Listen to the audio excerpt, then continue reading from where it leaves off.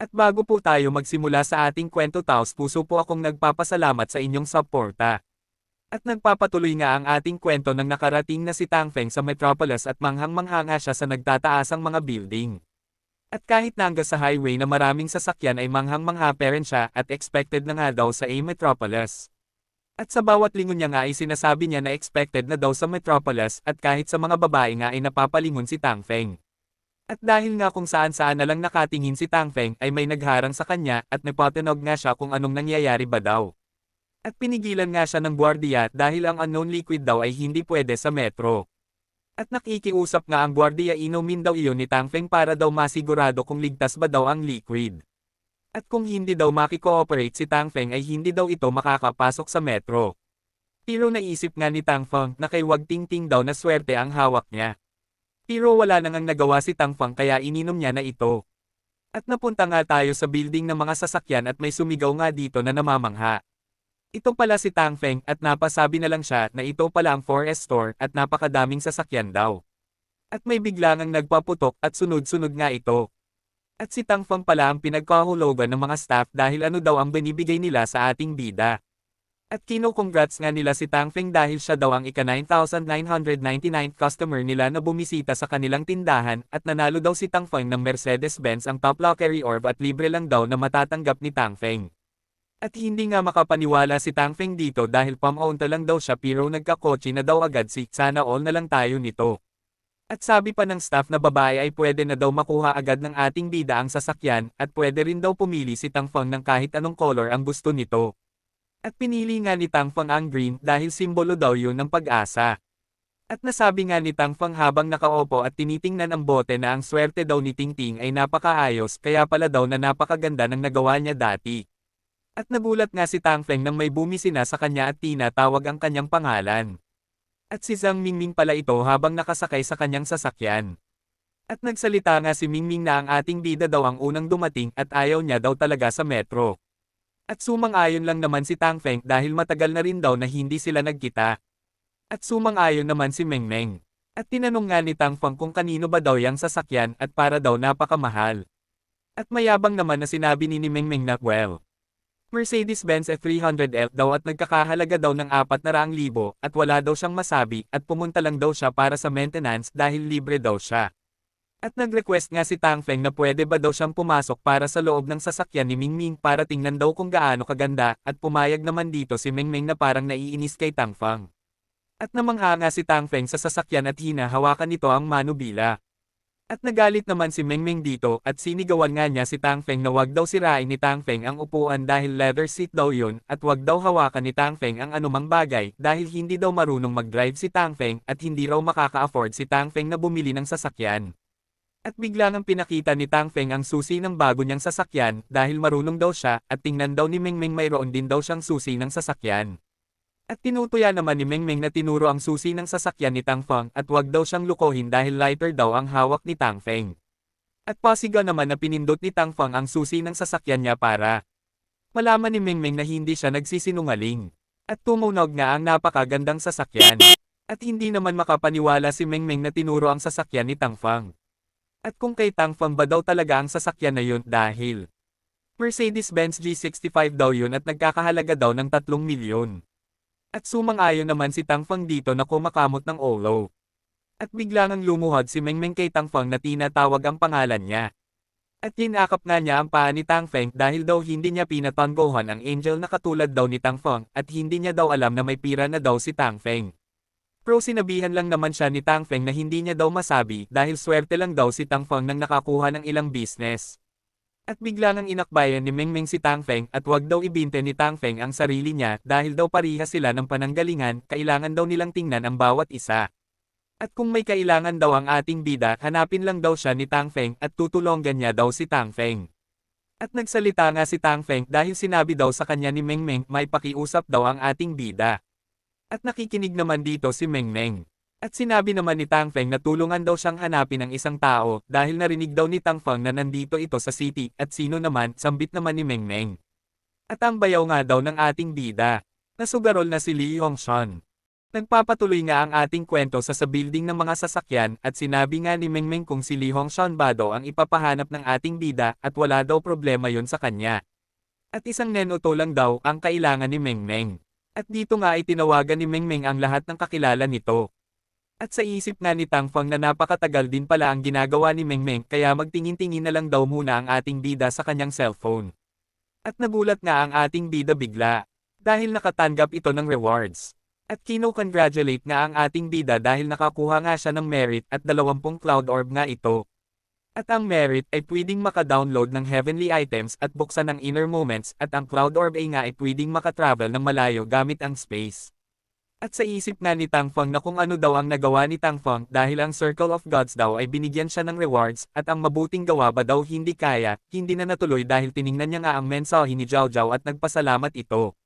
Dahil nga wala na daw sa kapahamakan si Xiangzi at makapagpahinga na daw si Zhao Zhao ng maayos ngayong gabi.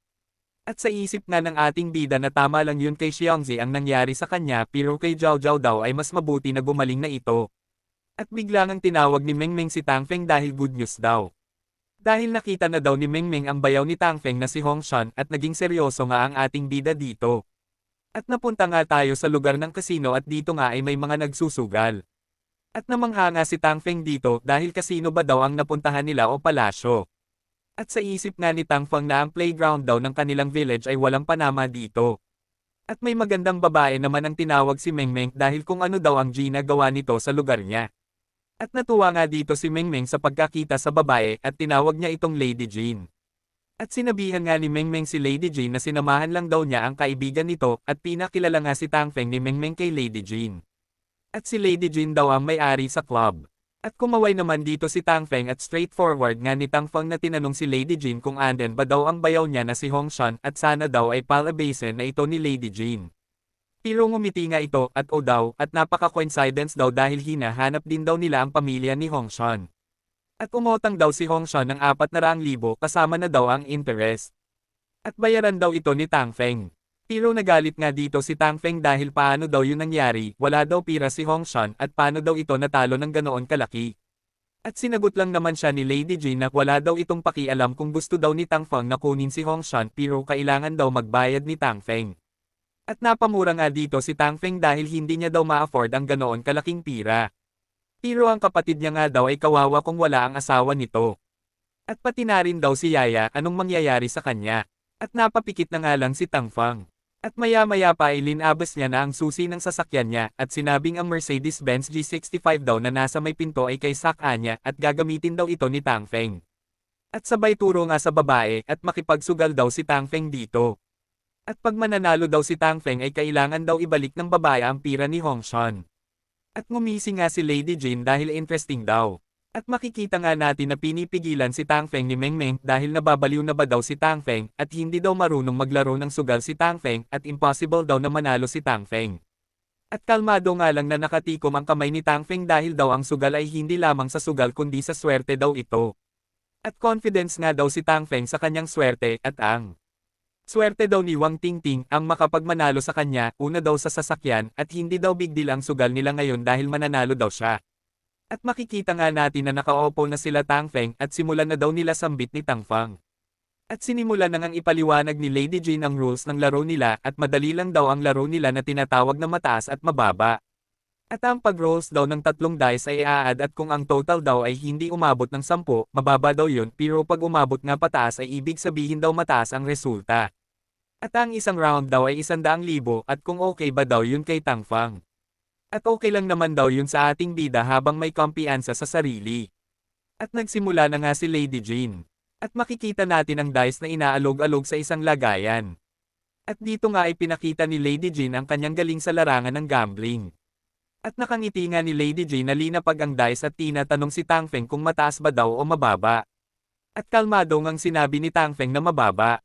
At masaya nga na tinatanggal ni Lady Jean ang takip at 3-6 nga ang lumabas ibig sabihin mataas ang resulta. At nagulat nga na hindi makapaniwala si Tang Feng dahil paano daw yun nangyari.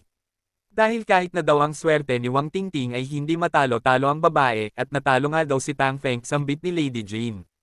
At dito nga ay sinabi ni Tang Feng na hindi niya daw matatanggap ang resulta dahil ang dice daw ay sa babae, at si Lady Jin lang daw ang nagpaalog-alog nito, at sino ba daw ang nakakaalam na baka daw ginalaw na ito ni Lady Jin. Pero ngumisi lang naman ang babae dahil mapaghinala daw si Tang Feng sa kanyang edad ngayon. At kung ano ba daw ang ibig sabihin ni Tang Feng. Kaya dahil dito tinuro na ni Tang Feng si Mengmeng dahil si Mengmeng daw ang mag-roll ng dice. At nagulat naman dito si Mengmeng. At nababalisa nga na sinabihan ni Mengmeng na hindi niya daw magagawa dahil paano daw kung matalo siya. At dahil dito kinuha ni Tang Feng ang cellphone niya at may tinitingnan, at wag daw mag-stress si Mengmeng, at gawin niya na lang daw ito, at sa isip naman ni Tang Feng na gagamitin niya daw Tang Feng ang moments niya para malaman kung nandadaya ba daw ang babae. Pero biglang ang hinawakan ng kamay ni Tang Feng para pigilan sa ginagawa nito. Ito pala ang guard na nagbabaante at bawal daw ang anumang electronic device kapag nagsusugal at sinasabi daw ni Tang Feng na nandaya si Lady Jin pero mas hinala daw si Tang Feng. At napamura nga dito si Tang Feng at sabay dampot sa boti na may laman na swerte ni Ting Ting dahil daw wala nang magagawa si Tang Feng, ito na lang daw ang paraan niya dahil against daw sa kanya ang mga nakapalibot. At nang makita naman ng guard si Tang Feng na may hawak na kung anong bagay ay sinabihan niya ito kung ano naman daw ang gagawin nito uli, at nagulat nga dito si Tang Feng kaya nagdahilan siya na hindi ba daw pwedeng yumanom ng tubig. Kaya sumingit na nga si Lady Jin na hayaan na lang daw na makainom si Tang Feng at daw iyan daw nito. At sa isip naman ni Tang Feng habang tinitingnan ang buti na konti na lang daw pala ang natira at ibibigay niya daw sana yun sa God of Mourner pero wala daw ibang choice si Tang Feng. Kaya nang sigawan si Tang Feng ng guard na dalayan niya na ay dali-dali niya ito ininom ng mabilis. At nagsimula na nga ulit ang laro at sisimulan na daw ng magre-roll ng dice. At sa isip naman ni Lady Jin na ano daw ngayon kung iba daw ang nagre-roll ng dice at mayroon naman daw siyang pamaypay na pwedeng makita ang resulta at bakit daw siya matatakot sa laro nila ni Tang Feng. At tinatanong na nga sila ng nag-roll ng dice kung mataas or mababa ba daw pero nakikita nga ni Lady Jin ang nasa loob ng lagyanan at nakikita niya daw na 4, 1, 3 ang laman, ibig sabihin daw mababa at maliwanag pa daw sa araw ang resulta. Pero sumagot nga dito si Tang Feng na mababa daw ang pipiliin niya. At napamura naman dito si Lady Jin dahil tama daw ang napili ni Tang Feng. Pero okay lang naman daw yun kasi mayroon naman daw gadget sa ilalim ng mesa. Sa madali lang daw na pagpindot ay magpapalit na daw ang numbers. At dahan-dahan nga itong pinuksan. At ang lumabas nga ay 4, 1, 3 kaya sumigaw na ang nag-roll ng dice na si Mengmeng na mababa daw ang resulta. At may nagsabi nga sa may likuran ni Tang Feng na talaga na mababa ang lumabas at kahanga-hanga daw si Tang Feng. At sa isip naman ni Tang Feng na ligtas na saw siya. At hindi nga makapaniwala dito si Lady Jin at ano ba daw ang nangyari. At bakit daw ang gadget ay hindi gumana at kung nasira ba daw ito. At habang kumukuha si Tang Feng ng bagay na parang sigarilyo, nagsalita naman si Tang Feng na naging boring daw ang laro nila, ano daw kaya kung ganito. Pledge daw mapapaba ang pipiliin ni Tang Feng sa bawat round at kung mayroon daw mataas ang resulta panalo daw si Lady Jin at linagay nangga ni Tang Feng ang sigarilyo sa bibig niya na parang boss ng gang. At pagalit namang sinabi ni Lady Jin na nasisiraan na daw si Tang Feng at wag daw itong magsisi mamaya. At sa isip naman ni Lady Jin na kahit daw nakikita ni Tang Feng ang resulta, hindi daw nito masigurado na laging low ang resulta. At dito nga ay pinasimulan na ni Lady Jin ang laro at mataas daw ang pipiliin niya. At dito nga ay kada baba ng dice ay laging mababa ang resulta, mataas naman ang laging pinipili ni Lady Jin. At maririnig nga natin ang sunod-sunod na sambit ni Lady na mataas, mataas, mataas. At pinagpapawisan nga na iniisip ni Lady Jin na laging mababa ang resulta sa bawat round. At ano ba daw ang nangyari?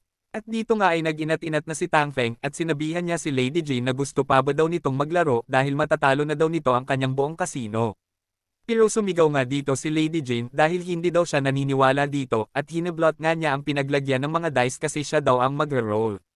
At sinimulan na nga ni Lady Jin na alog-alogin ang kinalalagyan ng mga dice at ginamit niya na ang kanyang orasayo na wami-wami, bigyan mo ako ng money. Stop, at binabanangga ni Lady Jin ang kinalalagyan ng dice. At pagbukas niya nga ay 3 uno ang sumalobong sa kanya. At king, anong nangyayari daw? Dahil siya na daw ang nag-roll at bihasa daw siya dito kaya dapat daw ang resulta ay mataas. At biglang ang tinuro ni Tang Feng si Lady Jin at inutosan si Mengmeng ng kunang niya daw si Lady Jin ng cappuccino at naiinis naman na sinabi ni Lady Jin na nandaya daw si Tang Feng. Kaya inutosan na ni Lady Jin ang kanyang mga tauhan na hulihin si Tang Feng at itali. At nagulat naman dito si Tang Feng nang naiinis. Pero yumupo lang naman dito si Tang Feng habang si Mengmeng naman ay pumunta sa likuran ni Tang Feng at sabihin daw ni Tang Feng na hindi sila nandaya. Pero sinabihan lang naman ni Tang Feng si Lady Jean na talonan daw ito. At sabay hagis sa mga baraha. At natatamaan nga dito ang mga pasugod na tauhan ni Lady Jean. At napasigaw nga ang mga tauhan ni Lady at nagsitalsikan. At dahil sa nakita ni Lady Jean napamura nga ito at inatake si Tang Feng gamit ang kutsilyo. At mamatay na do si Tang Feng habang wala lang ito kay Tang Feng na walang bakas ng pag-alala. At pinigilan niya nga ito ng dalawang daliri ni Tang Feng.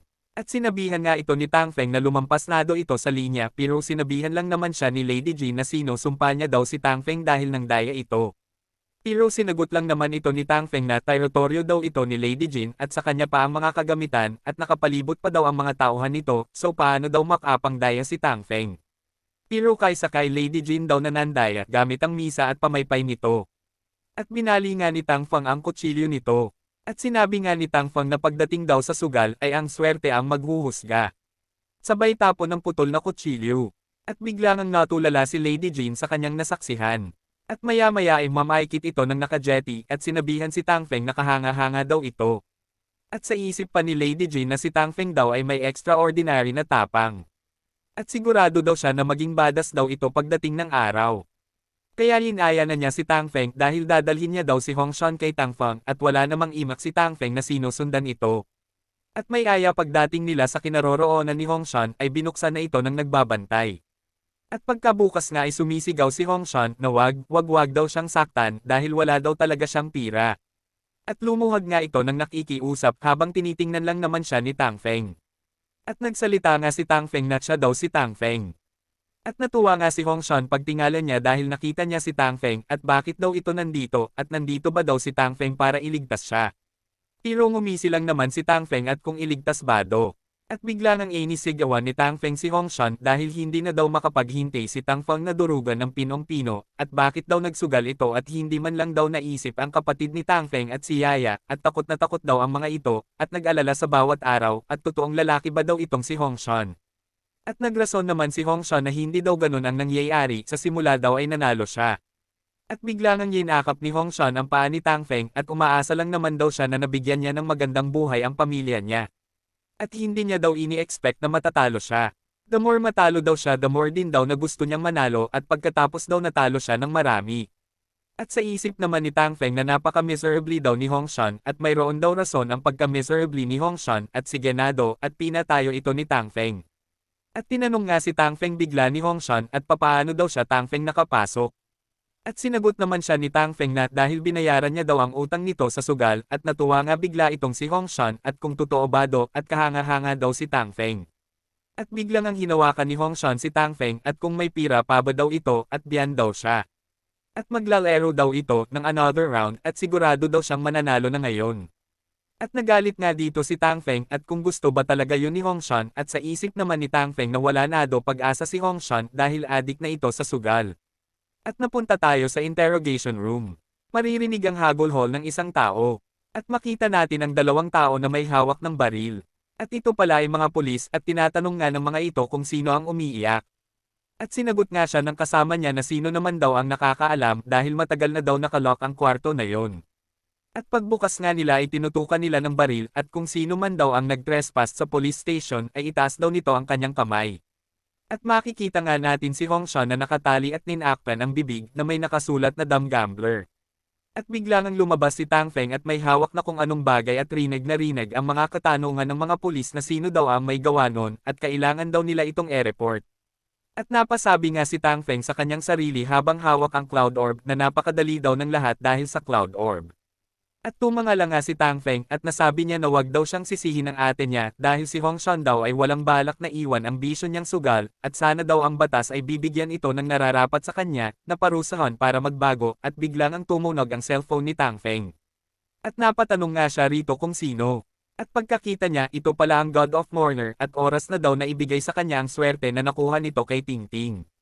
At nagulat nga si Tang Feng na kinakabahan dahil tapos na daw siya dahil ginamit niya daw ang swerte ni Ting Ting. At dito na lang muna po ang ating kwento at abangan ang susunod na mangyayari sa buhay ni Tang Feng.